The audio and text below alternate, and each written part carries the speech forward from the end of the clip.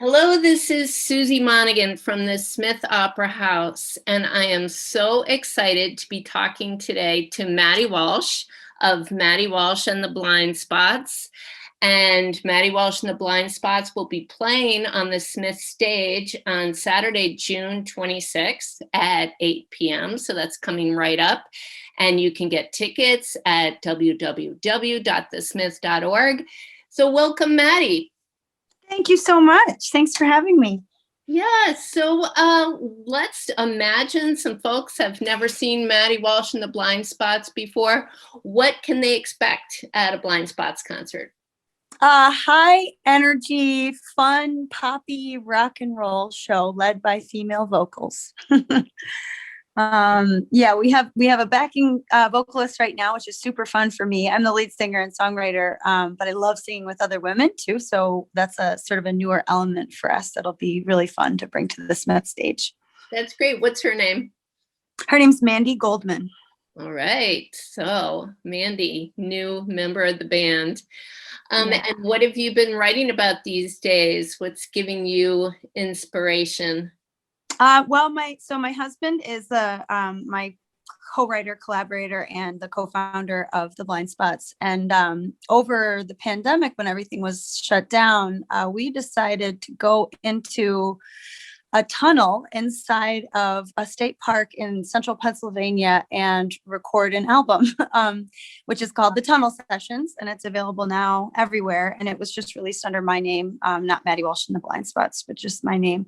And it was a total pivot for us artistically, creatively. With the band, we have been making what we call moxie rock. It's like a mix of pop and rock and sort of indie rock too, but that kind of packs a punch. So we put the moxie in there, but this is much more meditative, and it felt like the right time to tap into something gentler during a time people were needing some soothing. The record it's much softer and pared down. And one of the songs is a spoken word piece that was created out of some community sourced answers to the question, what are the most soothing words someone could offer you right now?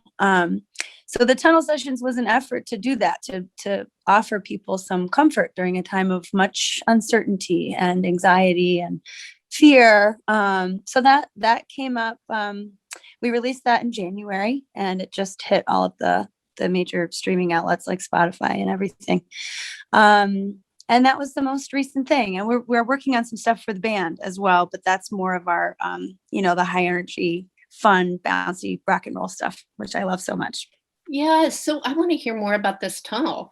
Is it a man-made tunnel?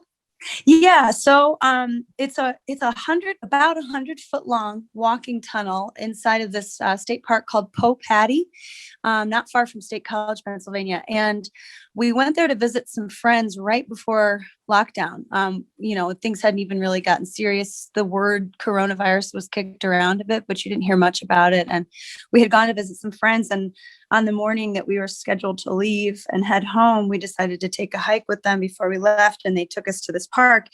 And the tunnel is man-made. It's kind of like metal ribbed on the inside, and there's a river right by. So people park and they go rafting down the river, and then they walk back to their cars through the tunnel. Wow. And so there's just people walking through it, on a gorgeous day. There are people walking through all the time, and, the sloshing of water shoes and kids laughing and people biking through it. And so I sang in there because I just, we're talking in there and you hear this incredible reverb. And then months later, we decided to go down and record inside of it. So we called our producer in New York, and we rented a generator and set up a bunch of microphones throughout so we could capture different parts of the reverb throughout the tunnel. And it's kind of one of those like guerrilla operations where we weren't sure we would get maybe shut down if somebody saw what we were up to, and just decided that was not an okay thing to do. So we just went for it. It was kind of one of those like ask forgiveness later rather than seeking permission. And it was a really great creative focus for us during a time when the band couldn't play shows. And it felt like kind of a 180 from the type of music that we'd been playing with the Blind Spots. So it was just really liberating in that way also. Yeah, it sounds like the sound itself would be its own instrument, bouncing off the walls of that tunnel. Yeah, you're absolutely right. We even, our producer said at one point, he had all the mics hooked up and he was listening through the headphones, and he said the tunnel has a note. It actually, it's like has a continuous note. The tunnel itself is singing and thereby adding to the music that we were creating. And some of the my most favorite moments are those accidental or sort of just fortuitous captures of kids laughing, screaming with light coming back to the car from their rafting trip or whatever. It was really an organic, cool thing to just be willing to capture whatever happened. And so it kind of adds to it. And some of my favorite moments on the record are just those like random things that happened while we were doing it. Oh, I can't wait to hear it. That sounds great. Yeah. Thank you. And almost symbolic of everything we've had to do to appreciate the smaller things, like a child laughing and kind of be in the moment, and deal with whatever is getting thrown at us. Yes, that's a really good point. We've all kind of been in that, just rolling with the changes as they come kind of mode. Yeah. So let's talk about COVID. Did you develop any new habits or hobbies during your year away from playing live music in front of an audience?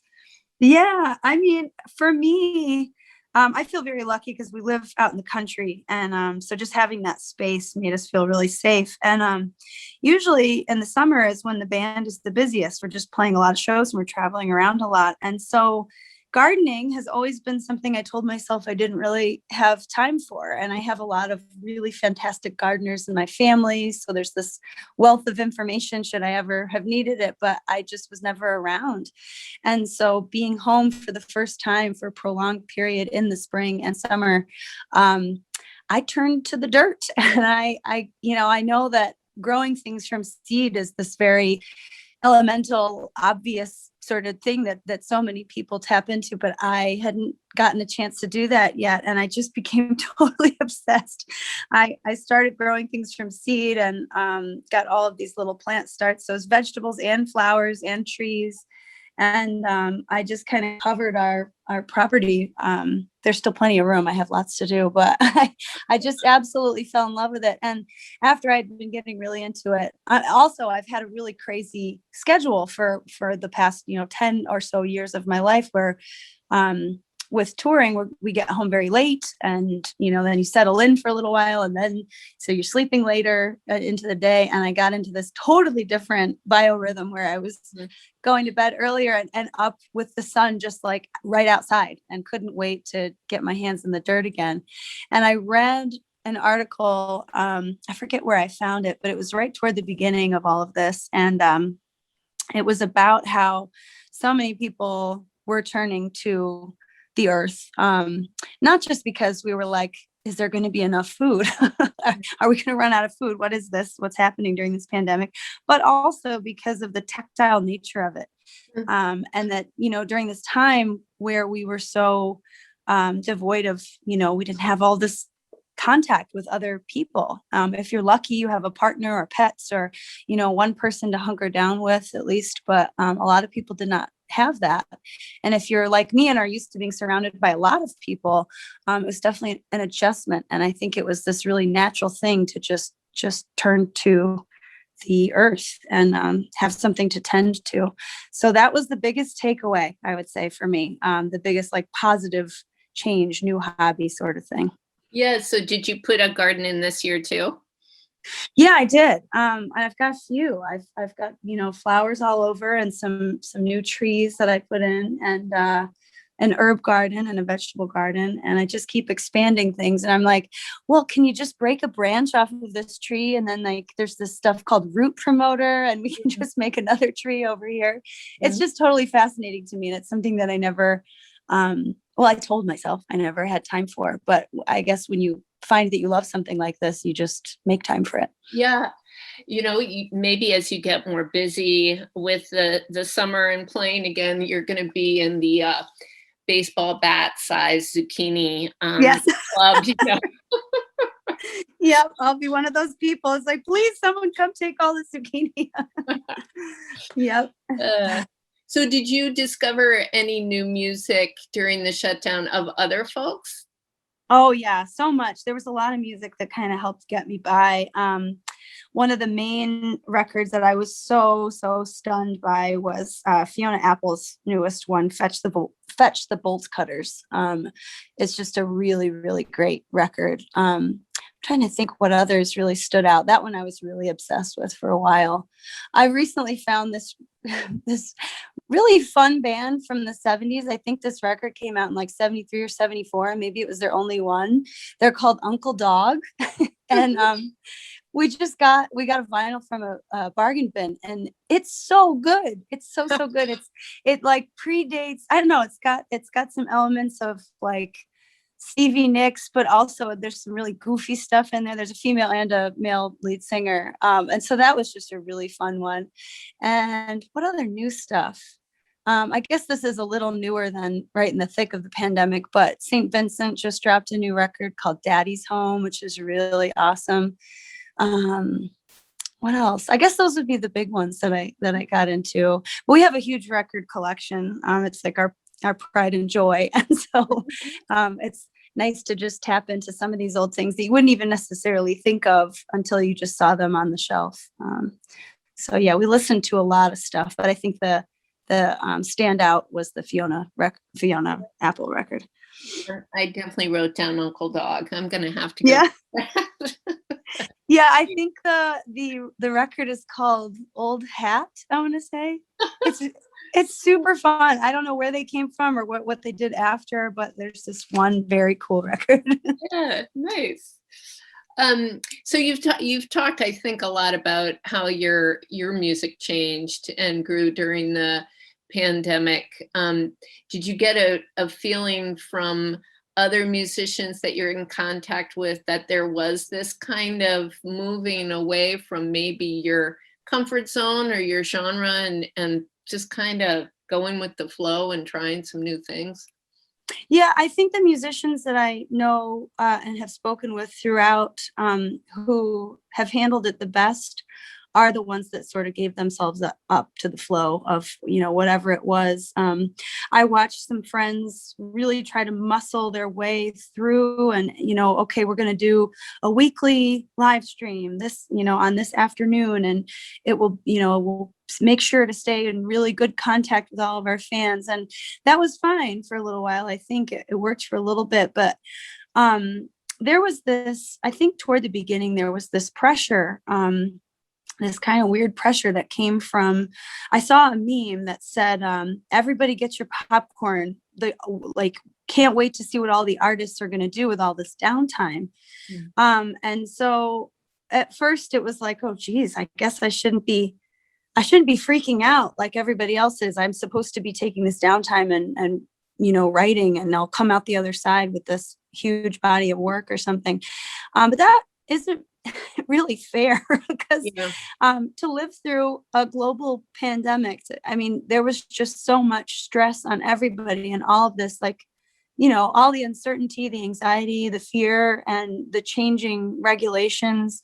And in addition, all of the division between the two political parties in this country, and how the pandemic itself became politicized and caused these deeper divisions between people. So there was a lot going on. And I think extending a little tenderness to ourselves and not putting that pressure on to continue creating the entire time was what I saw in friends who are musicians who were the best able to get through it with some kind of grace, rather than ranking down and muscling their way into writing something or staying in contact or, continuing to post every day on social media, just to accept that there was a lot that we couldn't change or that we couldn't do or predict. Yeah. So I think, the ones that I watched a friend do a really awesome sort of variety show podcast. And I ended up taking over as the host for a short time after he did it. Some really inventive things happened where people, they didn't just say, well, I have to just continue doing exactly what I'm doing. They just kind of surrendered to what was happening. And then all kinds of other creative things started to come out of that. I think that's where musicians were the most successful, and they sort of gave into that, to the change. Yeah. I can really see how that, I like your word muscling through. It almost feels like, I'm not sure if it's an American obsession, but Right. when all else fails, work. Right. Just Yeah. have to work. You can't not work. Right. Then you would somehow have no identity or something like that. So Yeah. yeah. And I think for especially the music business is so cutthroat and active, in that it's like it demands content constantly. And if there's not content, let's at least be talking about the content that there will be. This constant state of promotion, creation, release, and to force yourself, or not, I guess, to be forced to step away from that, to kind of zoom out and look down at all of it. I probably never would have given myself a break. I would have just kept hustling along, and maybe going at a semi unsustainable pace too. So I think it was good for a lot of people, artists and people working whatever jobs they're doing, because a lot of us were doing things we kind of felt locked into. And it's important sometimes to take stock of all that, to back away and take a look at it. I had a conversation with a friend the other night, and I was saying, I was joking, like, all this time at home, people are like, I don't like that couch anymore. And I'm not sure I like my children. And she was like, that couches are still on back order because of exactly what you said. And I guess that makes sense. We don't have a whole lot of time usually to sit around and assess what it is that we're doing. And I've seen a lot of really impressive and beautiful and painful shifts in people. I've had friends, move across the country and leave marriages and go to rehab and, completely shift careers and go back to school. All these amazing things have come out of this sort of forced reprieve from whatever we were doing. So it's not all good. I guess that the negatives of a pandemic are so obvious. It's important to find these silver linings where you can. Yeah. And we don't even need to label it good or bad. It just is. It's what appeared, because of the space, as you're saying, and the chance to breathe and really look deeply into what you're doing. I love the metaphor of the couch. It's like the elephant in the living room. The couch in the living room, it's that can be the source of all your, angst. That's great. Get rid of it. Get rid of it. So I know you're really tapped in with the local music scene, and I know that the bands and musicians in this area are really close and interwoven. What do you think the effect has been overall on the Ithaca and Finger Lakes music scene? I think people are really excited about a return after this long break that, again, we never would have predicted or given ourselves. I have spoken with some friends who have decided not to continue, or they've decided, I don't want to tour in the way that I was touring before. I'd rather just make records and play shows around here. And there's just other things that I want to do. Certain parts of it weren't making me happy. And I'm sure there'll be new collaborations coming out, because those of us who have decided that this is definitely the thing that brings us the greatest joy, without a doubt, trying all these different things to make ourselves happier, to get ourselves by throughout all of this. I think we'll see some new collaborations popping up. But just some shifts in general also, which is okay. I recently was talking with a friend about this, the idea of pivoting toward joy, like changing something when something's not going well, being brave enough to walk away. It doesn't mean that you failed or that whatever you were trying to do wasn't a success in whatever degree, but that we have, pretty limited time here, and there's nothing like a global pandemic to really drive that home. So to make choices for ourselves, not just because there's something that we committed to or said we were going to finish. If we find ourselves really unhappy, it's, being aware of our limited time on this earth is a good inspiration to pivot, to shift towards something that makes us happier. And I think, some I've watched that in some people who are musicians, but I've watched that with a lot of people. So I think the music community and the entertainment community here, I've, friends in the burlesque world too, who are starting to play, perform again. And I think there is just this missing human connection so much. And I think parts of being apart from each other will make us that much stronger and more supportive of each other even than before. I think we all get kind of wrapped up in our own worlds, just looking at what's directly in front of us. But I can't wait to hear my friends play music again in their respective bands. I'm gonna be making an effort to get out and support them as much as possible. Mm-hmm. Yeah. So as a performer, what are you missing the most about live music and getting in front of an audience? It's that like irreplaceable reciprocal energy. It's that exchange between audience and performer. You just cannot replicate that with anything else. There's nothing, there's certainly nothing through a screen that can replicate it. And that's how we've been living for quite a while.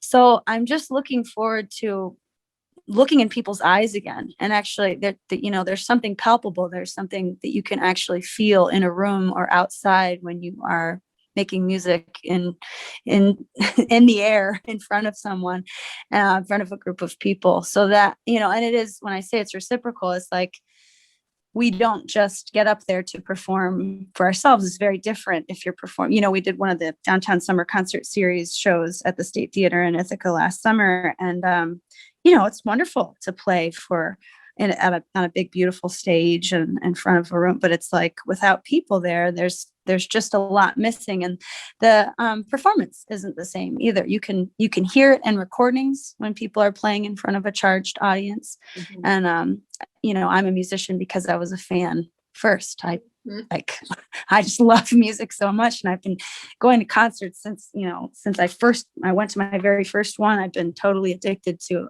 attendings too. So I'm looking forward to going to concerts. Also, I've already bought my first few concert tickets.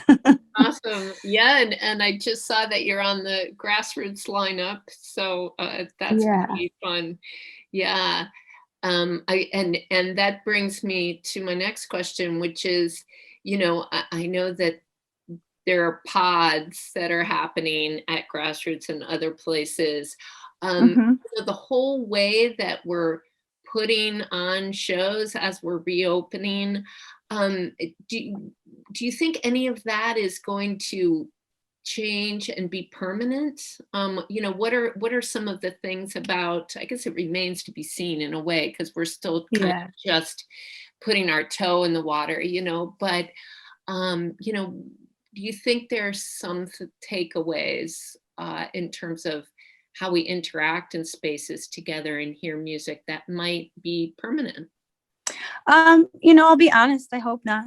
I hope we can just get to the, right back to where we were, because live music settings are like the most joyful places that people can be. It's such a collective experience that I hope that we will get back to where we were before. And I don't see any reason why we shouldn't. I think people, I think like many of us, I have not had a single cold in the past year as a result of wearing a mask everywhere. So that's also not a bad thing. I didn't get COVID, which is really wonderful, but I also didn't even get any colds. So I think people will be thinking in general when they're in large crowds about stuff like that. And we may see masks for a really long time. I think it's got to be. I wish it was far less politicized than it's become. That's really unfortunate, but I do think that that's quite possible, that people will see the benefits of having not gotten a cold for a whole year. And but I hope that we'll be submersed in crowds again. In our gross, messy human way. I can't wait for it. Personally, I can't wait for it, but I of course don't want to do that at the risking my health or anybody else's. So we'll do all the right stuff until we get the green light. But I love that live concert, live music experience more than I love most things in this whole world. So I can't wait. Yeah. Great. Yeah, I think you're right about masks, and particularly for singers, we are an opera house. We put on an opera every summer. I am formerly connected with the music department up at Ithaca College. And I mean, the most tragic thing is when you rehearse a show for 3 months, 4 months, and then you get a cold and your voice is where it's supposed to be, when you're performing, and it's just so awful. So now we know how to fix that. And, maybe there are other little tiny adjustments like that are going to be in our back pocket now. So that's cool to think about. Yeah, it is. That's a really good takeaway too, I think. Well, this has been great talking to you. Thank you so much. My pleasure. Great talking to you. Yeah, and just as a reminder, Maddy Walsh and the Blind Spots are going to be playing at the Smith Opera House on June 26th at 8 p.m. You can get tickets at www.thesmith.org. Come on out and let's all experience this reopening and the joy of live music together now and for the rest of the year. Just really support whatever you can of all these musicians coming back out and playing. Yes, absolutely. We can't wait to see people and play again. All right. Thank you.